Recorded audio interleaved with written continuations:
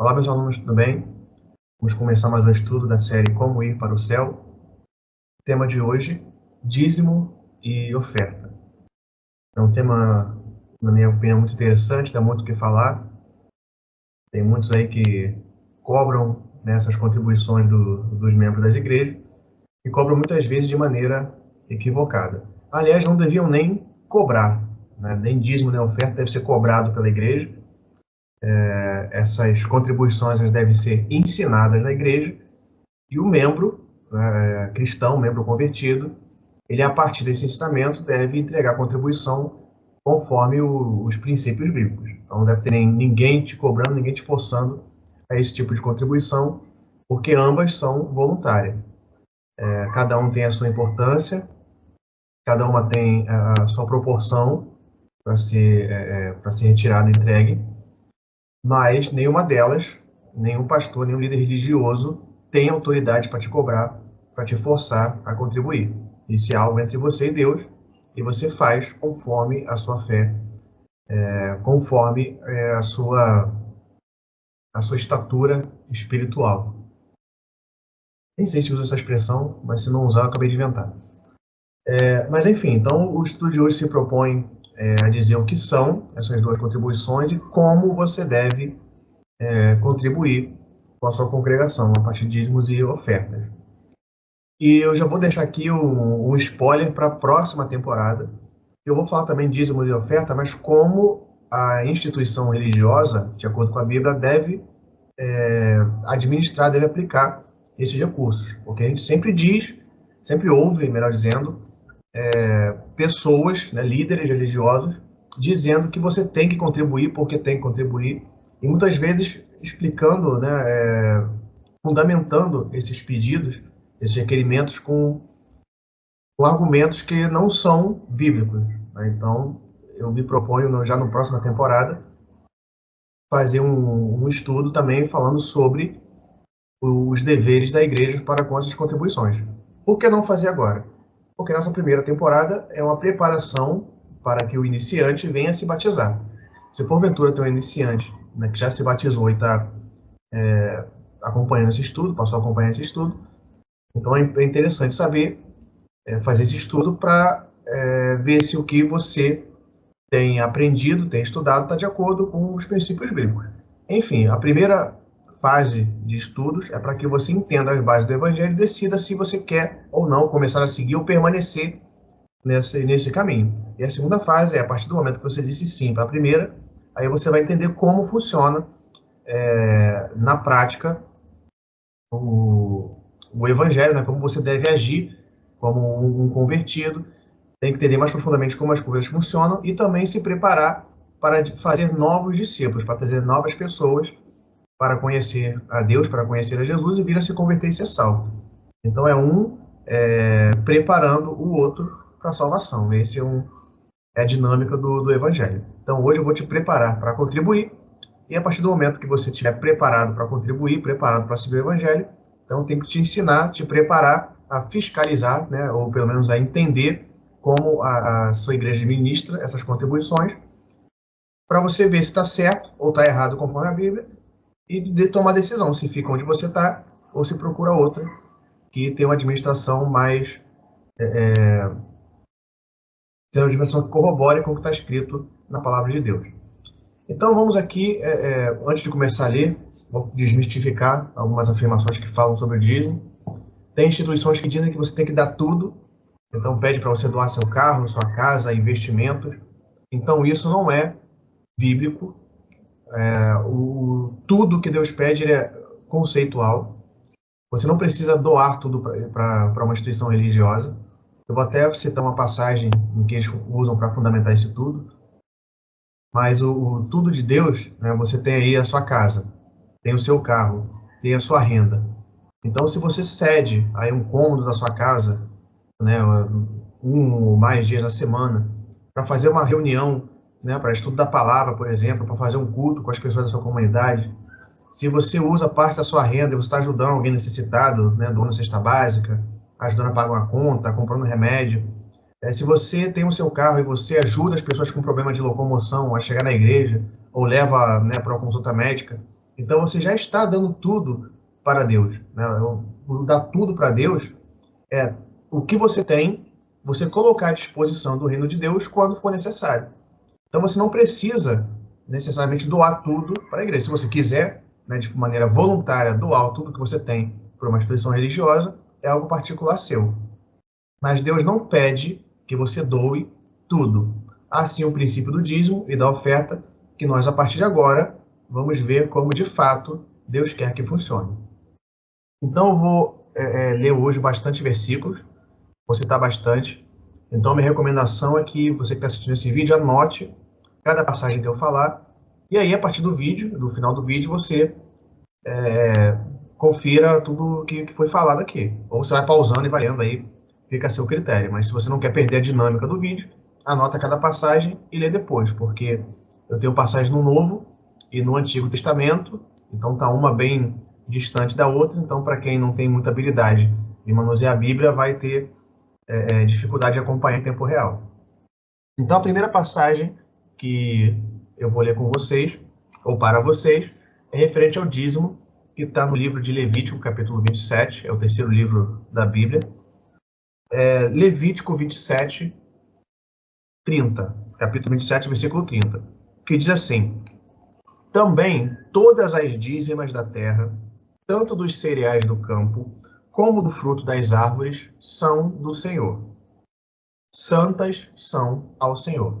Então esse é o primeiro conceito do dízimo. O dízimo é referente a 10%. Então 10% de tudo que existe, que tudo que a terra produz, já é de Deus.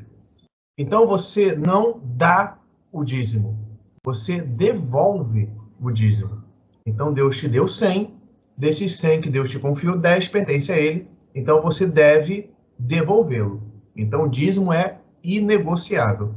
A cada 100, você devolve 10. A cada 10, você devolve 1. Então essa dinâmica não muda. Assim Deus determinou, então não tem como você discutir esse princípio. Agora, tem pessoas que dizem, né, para poder angariar mais dinheiro, que quanto mais você dá, mais você vai receber, que as suas contribuições financeiras têm a ver com o tamanho da sua fé, e que quanto maior a sua fé, maior a sua contribuição, quanto maior a sua contribuição, maior vai ser a bênção que Deus vai devolver. Né? Então é como se fosse aí um investimento divino. Então vou dar aqui um dinheiro para Deus que ele vai me voltar muito mais em bênçãos, sejam bênçãos em espécie, ou seja, outras bênçãos materiais que vão fazer prosperar. Então isso também é uma análise equivocada, maldosa, feita em cima de uma passagem aqui que eu vou ler para vocês, que é o livro de Malaquias, livro profético de Malaquias, livro do profeta menor Malaquias, é o último livro do Velho Testamento. Então você vai lá, né, tem Mateus ali que é o Novo Testamento, Malaquias vem antes, que é o último do Velho. Então Malaquias, capítulo 3, é um texto muito utilizado. Vamos ler do versículo 8 até o 10 de Malaquias, que diz assim: roubará, pois, o homem a Deus? Todavia, vós me roubais e dizeis: em que te roubamos? Nos dízimos e nas ofertas. Então, se você não devolve o dízimo, você é ladrão. Nas ofertas tem uma particularidade ali que eu vou passar para vocês também. Mas o dízimo fica muito claro, porque se Deus já disse que 10% de tudo que a terra produz é dele, e você não devolve esse 10%, então você está retendo algo que não é seu. Então isso é roubo. E lá nos 10 mandamentos falam que se apropriar de algo que é de outro é pecado. Então se você está em pecado, você não tem como ir para o céu. Então você deve devolver a Deus o que é de Deus. Então, seguindo, 9. Com maldição sois amaldiçoados, porque a mim roubais, vós, a nação toda. Trazei todos os dízimos à casa do tesouro, para que haja mantimento na minha casa. E provai-me nisto, diz o Senhor dos Exércitos, se eu não vos abrir a janela dos céus e não derramar sobre vós bênção sem medida. Tem até uma outra passagem que em Provérbios, né, que fala sobre encher os lagares de vinhos e os seus celeiros transbordarem. Nós vamos nessa dinâmica aqui que está em Malaquias. Então, ele fala aqui para levar todos os dízimos à casa do tesouro. Na época, a casa do tesouro era um lugar só na nação. Né? Tinha o templo lá principal, o santuário de Deus, então todas as ofertas deviam ser direcionadas lá. Então, uma vez por ano, toda a nação ia lá para o templo para poder adorar Deus, né? Era na Páscoa isso. Ele levava suas ofertas, levava seus animais para serem sacrificados. E então tinha essa orientação. Aqui tem a questão do para que haja mantimento na minha casa. Então, por que Deus quer mantimento se ele não come? É porque na época existia uma família, e o nome dessa família era Levita, né, que eram os descendentes de Levi. Então, os levitas, esse povo, eles não tinham terras, eles viviam exclusivamente para o trabalho no templo ou referente ao templo, porque existiam também as sinagogas, né, que eram postos avançados, vamos dizer assim, uma linguagem militar. Por exemplo, vamos pegar aqui o nosso país. Temos o Brasil. Se aqui fosse no mesmo sistema que era no passado, né, o sistema religioso, então teríamos um templo principal em Brasília. E uma vez por ano, todos nós teríamos que ir a Brasília para adorar a Deus lá no templo principal e entregar nossas ofertas. Mas enquanto isso, a gente tinha nossos compromissos nos nossos estados. Então havia pequenos templos em cada cidade. Então aqui no Rio de Janeiro, agora aqui as proporções são muito maiores, né? Então o exemplo não vai ficar igual. Mas então, cada estado teria aqui templos menores, né? Teria um representante do templo maior. Então aqui no Rio de Janeiro teria um, no Espírito Santo outro, São Paulo outro, assim sucessivamente, para que as pessoas pudessem ter acesso a Deus durante o ano. Então quanto maior a cidade, né, maior necessidade de ter templos ali, então eles faziam nas cidades maiores e o pessoal das cidades menores iam lá para levar suas ofertas também para os pecados que eles cometiam durante o ano. Então, quando Deus fala para levar os dízimos, né, para a casa do tesouro, é por causa disso aí. É para que as pessoas que oficiavam lá naqueles tempos tivessem como se suster. Mas isso vocês vão ver com mais detalhes na próxima temporada, quando eu for explicar os deveres da igreja para com as contribuições. Aí vocês vão ver isso com mais detalhes. Então, isso aqui agora é só para vocês entenderem o contexto aqui de Malaquias 3. Então, você tinha que entregar o dízimo e as ofertas, só existia um lugar específico para você entregar, que era no templo, ou quando na sua cidade havia lá um posto avançado, né, um templo menor, aí você levava até lá para aquele sacerdote pudesse fazer o seu sacrifício. Então, hoje, você vai levar na igreja na qual você é membro. Então, lá que você vai entregar o seu dízimo. E aí a questão das bênçãos, né? Então, quem é do interior e tem mais contato com agricultura e pecuária vai entender isso muito bem.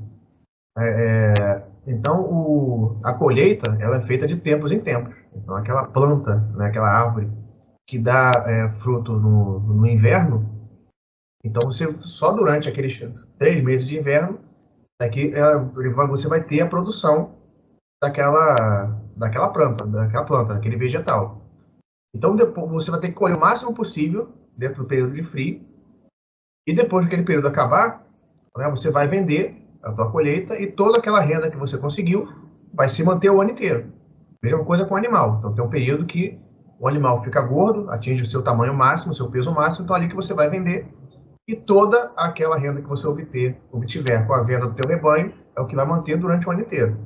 Claro que hoje isso não está tão parecido com antigamente, porque as pessoas injetam muitos hormônios, né? Então os animais são tratados em condições precárias, né? Para que eles engordem mais rápido e cheguem ao mercado. Mas trabalhando nessa dinâmica original, né, que é uma vez por ano, que a planta dá o seu fruto, né, que a planta está preparada, ou que o animal atinge seu ápice. Então, Deus quer dizer, através de Malaquias, que a partir do momento que você deu o seu dízimo e sua oferta, você não tem que se preocupar com o que você doou. Aquilo que você doou não vai te fazer falta, você não vai passar necessidade, você não vai passar fome, porque você tirou a porção do dízimo e da oferta e deu a Deus. Então, quando ele diz que vai manter ali o seu celeiro cheio, né, o seu lagar cheio de vinho, ele está dizendo simplesmente que a sua porção, né, sua demanda anual de alimento, de moradia, de vestimenta, ela será mantida, você não passará falta por conta da contribuição. Então, isso não significa que você vai ficar rico, devolvendo o dízimo e entregando a oferta. Deus está dizendo simplesmente que isso não vai fazer falta no seu orçamento. Ponto. O que for falado além disso é heresia, é historinha para poder tentar arrancar dinheiro do povo. Então, vamos falar aqui do dízimo referente à sua vida espiritual. A gente vê o dízimo como algo material, mas dízimo ele também tem muito a ver com a sua espiritualidade. Então, eu convido vocês a adiantar um pouquinho no livro de Mateus, no capítulo 23. Já estou em Malaquias, então é só passar algumas páginas. Então, você chega em Mateus. Vamos ler o capítulo 23, versículo 23, que diz assim: Ai de vós, escribas e fariseus, hipócritas, porque dais o dízimo da hortelã, do coentro e do cominho, e tendes negligenciado os preceitos mais importantes da lei, a justiça, a misericórdia e a fé. Deveis, porém, fazer estas coisas sem omitir aquelas. Então, não existe você contribuir com dízimo e oferta para poder comprar a sua salvação, ou para comprar bênçãos, ou para comprar favores de Deus.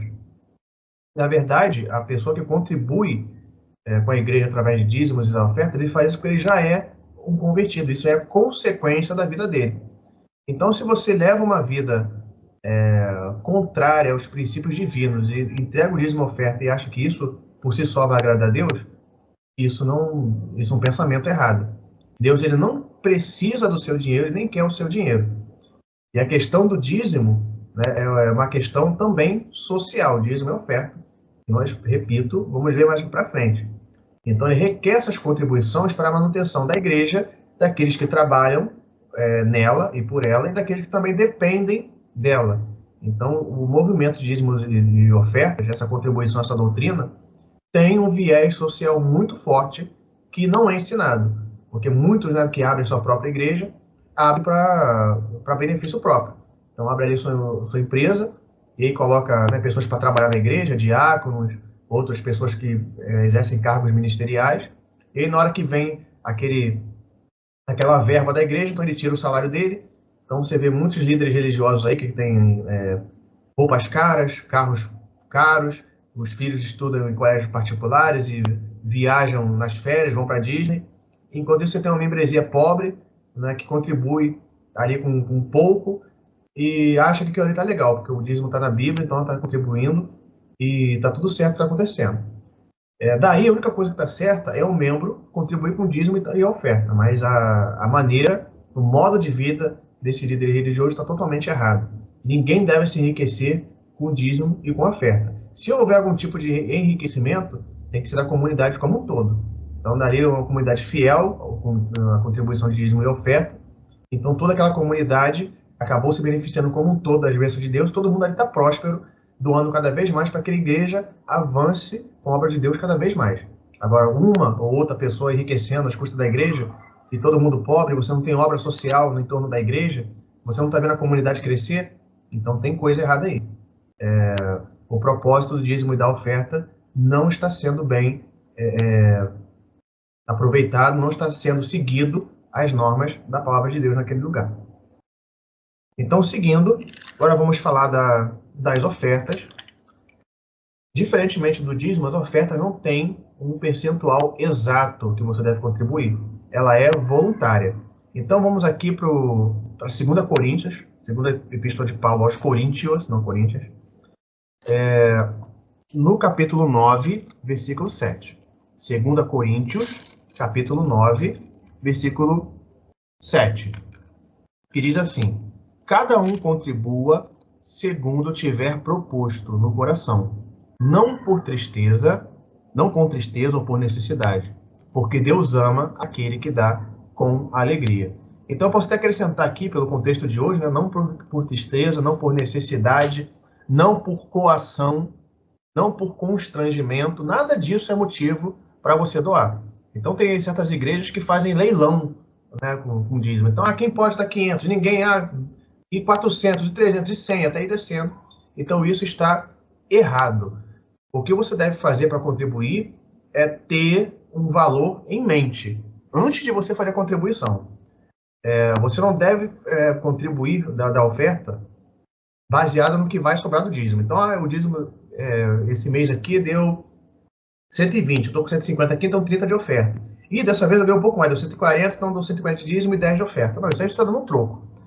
A oferta, independente da quantidade, você pode dar um real de oferta todo mês. Mas esse R$1 tem que ser planejado. Então, esse mês eu vou ganhar tanto, e tanto é de dízimo, que é de Deus mesmo, e eu quero contribuir tanto de oferta. Então, se você não quer falar de valores, fala de percentual. Então, tantos por cento do dízimo eu tiro para oferta, ou eu tiro 10% de dízimo, 1% de oferta, 2, 3, enfim, não importa. A sua oferta, independente da quantidade, deve ser algo planejado, deve ser algo voluntário e deve ser algo feito de boa vontade. Então, se você não está com vontade da oferta, acha que vai ser muito, tá com pena, não dê. Se você não planejou dar sua oferta, vai dar o que der ali, o que tiver sobrando no bolso, também não faça isso. Se alguém está insistindo para você dar oferta, está querendo te obrigar a fazer, está te coagindo, também não faça isso, porque não é isso que Deus quer. A sua oferta tem que ser voluntária e de boa vontade. Então, explicando isso aí, vamos falar agora sobre quantidade e qualidade. Vamos voltar agora um pouquinho para o Evangelho de Lucas, no capítulo 21, deixa marcado Lucas 21, e eu vou ler também Deuteronômio 16, que isso corrobora com o que a gente vai ler aqui no Lucas 21. Então, Deuteronômio é o quinto livro da Bíblia, tá, no Velho Testamento. Então, eu vou ler primeiro Deuteronômio, capítulo 16, versículos 16 e 17. Deuteronômio, capítulo 16, versículos 16 e 17. Que dizem assim ambas as passagens. Vamos ler versículos. 3 vezes no ano, todo varão entre ti aparecerá perante o Senhor teu Deus no lugar que escolher, na festa dos pães asmos, na festa das semanas e nas festas dos tabernáculos.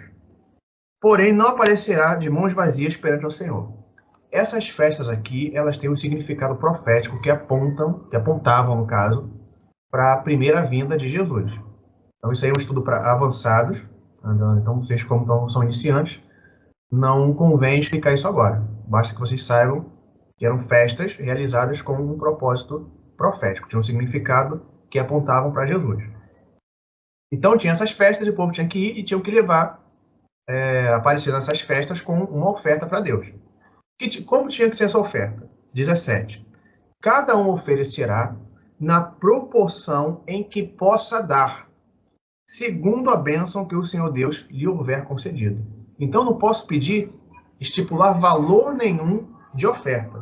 Então, não posso falar assim, irmãos, vem aqui, R$10, porque para poder contribuir para comprar isso e aquilo. Não posso fazer isso. Porque R$10, para quem ali está catando aí, né, item para reciclar, é uma coisa. Aqui, né, eu moro em cidade, então tem os catadores ali que ficam indo de rua em rua, andam o dia inteiro, debaixo do sol, debaixo de chuva, para catar garrafa PET, né, latinha de alumínio, tudo isso para vender no ferro velho e com sustento.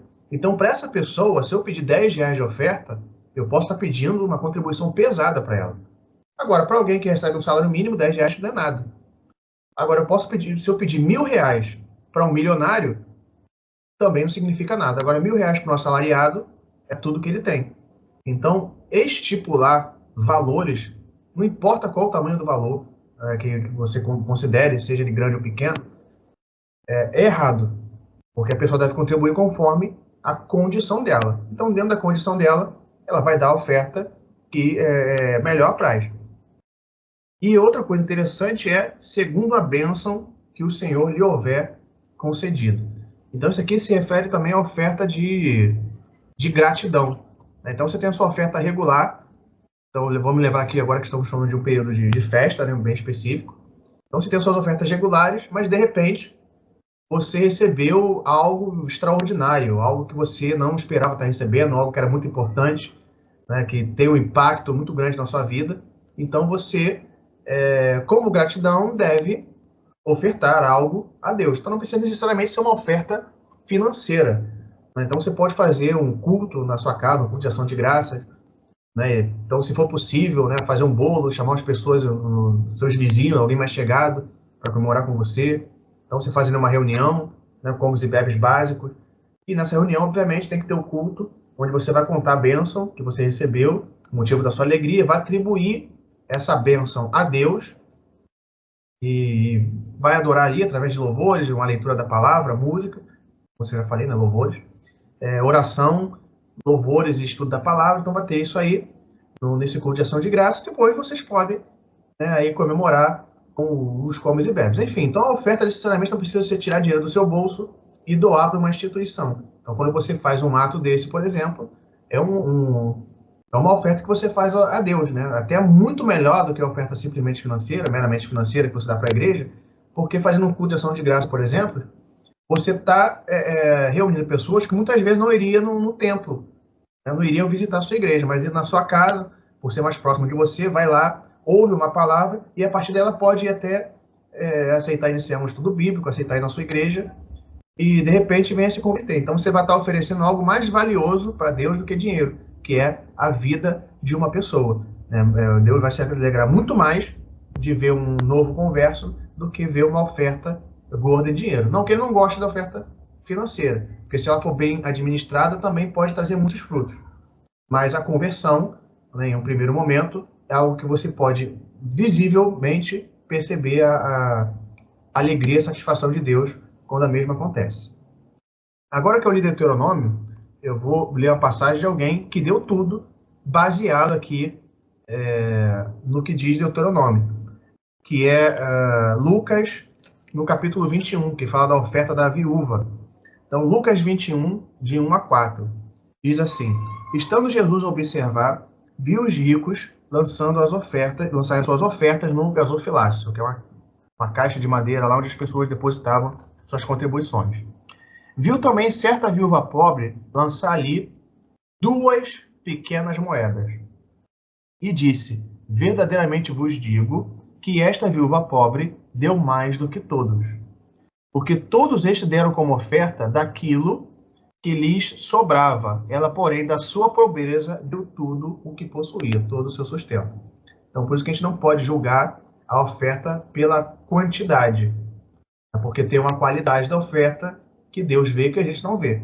Então, aquela viúva pode ter contribuído ali com, vamos aqui trazer para a nossa realidade no momento, de repente ela deu ali R$2, era tudo que tinha na carteira, e outros estavam andando ali, né, 50, 60, botando um monte de moeda para fazer barulho, mas de repente receberam 5 mil e deram ali R$60, o que para eles não significa nada, não foi nenhum grande esforço, nenhum grande sacrifício, diferentemente da viúva.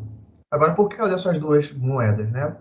Certamente ela recebeu alguma bênção, foi impactada de alguma forma, que ela teve que expressar a gratidão dela daquela forma. Ela entendeu que a melhor maneira de expressar gratidão era dar tudo que ela possuía para Deus. Agora você percebe ali que, em momento nenhum, Jesus estava pedindo aquele dinheiro para ela. Em momento nenhum é narrado ali que alguém pediu aquelas 2 moedas dela, muito pelo contrário. As pessoas estavam impressionadas com os outros que estavam ali depositando muito. Aqueles que estavam sendo o centro das atenções. E ela, pelo contrário, foi desprezada. Mas ela, desprezada, só vista por Jesus, foi a que deu a melhor oferta. Não por causa da quantidade, mas pela quantidade. Pelo que aquele valor significava para ela. Então, seguindo, perdão, eu havia falado, né, anteriormente, agora há pouco, que o culto de ação de graça, né, oferecer, né, a possibilidade de outro se converter, ser canal para a conversão de outro é uma oferta que Deus se agrada. Eu vou ler aqui 2 passagens que mostram isso, né, que fazer bem ao próximo também é uma maneira de você ofertar a Deus. Então não precisa fazer só o Pix para a conta da instituição, não. Você mesmo pode diretamente trabalhar essa questão através da ajuda ao próximo. Então vamos ler aqui de novo o livro de Deuteronômio, no capítulo 15, e também vamos ler Mateus capítulo 10, que está perto de onde a gente leu. Então, Deuteronômio, capítulo 15, versículos 7 e 8. Diz assim: Quando entre ti houver algum pobre de teus irmãos, em alguma das tuas cidades, na tua terra que o Senhor teu Deus te dá, Não endureçais o teu coração e nem fecharás as mãos a teu irmão pobre. Antes lhe abrirá de todo a mão e lhe emprestará o que lhe falta, quanto baste para a sua necessidade. Então, aqui, para contextualizar, havia na época, a cada 7 anos, o ano da remissão. Então, você emprestava o dinheiro para uma pessoa e ela tinha até o ano da remissão para pagar. Então, vamos supor que o último ano da remissão foi em 2021, o próximo é em 2028. Então, quem pegar, eventualmente, dinheiro emprestado comigo, necessitado, ele tem até 2028 para me pagar. Então, quem pegou dinheiro emprestado em 2021, então tem 7 anos para poder fazer esse acerto. Mas só que naquela época, quando faltava um ano para a remissão, aí as pessoas não gostavam de emprestar porque não daria tempo do devedor quitar a sua dívida. E no ano da remissão, toda a dívida tinha que ser perdoada. Então, se você pagou 90% da sua dívida em 7 anos, os outros 10 tinham que sumir. Se você só pagou 1% da sua dívida, os outros 99% tinha que ser perdoado no ano da remissão. Então, muitos não gostavam de emprestar por conta disso. Então, Deus estava reforçando que você não deve voltar as costas em ajudar aquele que precisa. Então, você empresta o dinheiro. Se ele conseguir pagar, muito bom, você tem a sua renda de volta e pode usufruir dela ou emprestar novamente se você quiser. Mas você nunca deve evitar de ajudar o próximo. Então, Deus criou essa lei, Deus deu essa orientação para que não houvesse pobre, ou havendo pobre, que esse pobre não viesse sofrer na miséria. Então, o pessoal da esquerda fala muito, da religião, insiste, instiga as pessoas a não acreditarem em Deus, mas Deus ele tem um projeto social muito bom aqui na Bíblia. Mas eu também não julgo essas pessoas que falam mal da Bíblia, nem da religião, porque a religião, infelizmente, tem sido gerida por pessoas que são gananciosas e têm utilizado a religião para poder, para o seu benefício próprio, para poder se enriquecer. Então, esses princípios aqui não são ensinados na igreja, mas é dever de todo cristão, é dever da igreja ajudar também os mais pobres. Então, se você tem aí uma oferta grande para dar, de repente você está vendo aí uma aplicação errada da igreja, da oferta pela igreja que você conhece, não sabe outro lugar para poder doar. Então, se você ajudar um necessitado, você também está contribuindo para a obra de Deus, você também está ofertando. Também, se você não quiser dar dinheiro na mão do pobre, porque também tem muitas pessoas que usam dinheiro para coisas erradas, então você vê a necessidade do pobre e ajuda. Se ele estiver sem roupa, compra roupa para ele.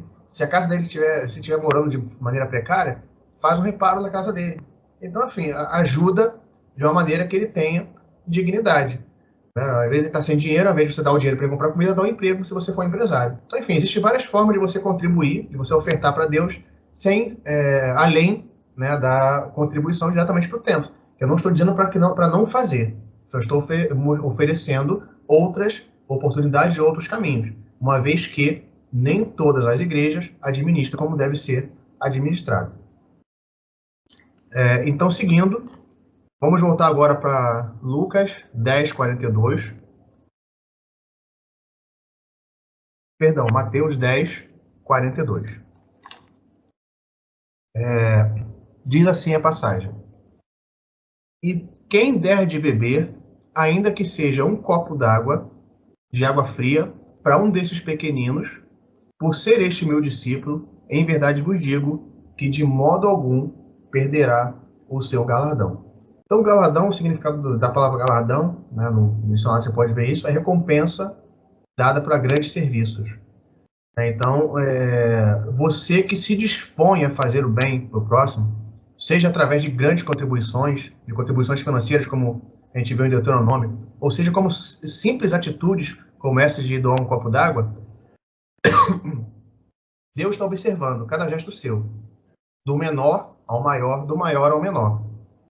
Então, nada disso vai ser esquecido por ele. Então, quando você fizer algo, não faça para que outro veja. Não doe para que a igreja veja que você está doando. Não faça nada para que os outros vejam o que você esteja fazendo e venham te exaltar como ser humano por conta disso. Mas faça única e exclusivamente porque Deus te pediu para fazer. Porque Ele está olhando e no momento certo né? Se houver necessidade, se você precisar, ele vai estar perto de você para poder te auxiliar, para poder te amparar. Então, Deus não esquece daqueles que não esquecem dele. E a última passagem que eu vou ler com vocês é Mateus, capítulo 5, que também fala de qualidade de oferta. Mateus 5, 23 e 24, que diz assim: Se, pois, ao trazeres ao altar tua oferta, ali te lembrar de que teu irmão tem alguma coisa contra ti, deixa perante o altar a tua oferta, vai primeiro reconciliar-te com teu irmão, e então, voltando, traze tua oferta. Então, a tua oferta, ela está relacionada à adoração. Então, vamos lembrar dos mandamentos lá que Jesus, né, resumiu toda a lei: amar a Deus sobre todas as coisas e amar ao próximo como a ti mesmo. Então, se você não está cumprindo os princípios da Bíblia, a tua oferta ela não tem valor para Deus. Então, tem problema com alguém, está com raiva de alguém, né, discutiu com alguém, então tenta se acertar com essa pessoa primeiro. Depois que você estiver em paz com essa pessoa, aí você vai e faz a tua contribuição. A mesma coisa para com Deus. Você pecou com Deus, então você ora, pede perdão para Deus, né, mostra seu arrependimento para Deus e depois você entrega a sua oferta, porque ela é um ato de adoração, né, a sua oferta é parte do que você é como cristão. Então, se você quer seguir a Jesus, está de acordo com os princípios que você aprendeu até agora, está tentando pôr em prática e quer somar mais o dízimo e a oferta na sua vida espiritual, então você deve fazer de tudo um pouquinho. Como a gente leu no estudo passado, né, sobre o sábado, aquele que tropeça em um só ponto da lei é culpado de toda ela. Então, se você só fizer entregar o dízimo e não fizer nada do resto que você aprendeu, é inútil. Ou se você faz tudo, também não contribui com a igreja, através da sua renda, né? Aliás, o dízimo não é contribuição sua, devolver o que é de Deus, né? A contribuição sua é a oferta. Então, enfim, você também não está fazendo tudo que Deus pediu para você fazer. Então, a partir de agora, comece a se organizar para você entregar a sua oferta, devolva a Deus o que é de Deus, que é o dízimo, e comece a prosperar. Prosperar, que eu digo, não do ponto de vista financeiro. Pode ser que Deus te abençoe financeiramente, multiplique seus bens, mas não é essa a ideia. A sua prosperidade é interior. É você sentir paz consigo mesmo, é você diminuir as suas preocupações com o dia de amanhã, se você vai ter dinheiro para pagar uma conta, se você vai ter dinheiro para comprar comida. Então, essas coisas você deve entregar na mão de Deus. Entrega o seu dízimo, devolve o dízimo, entrega a sua oferta e crê que isso não vai te fazer falta, que Deus vai te abençoar e não vai deixar você passar necessidade por conta dessas contribuições. Então, pratiquem os princípios e vejam a bênção de Deus. E aguardem o próximo tema com mais revelações da palavra de Deus para com você. Então, bons estudos, boas contribuições e que Deus continue vos abençoando.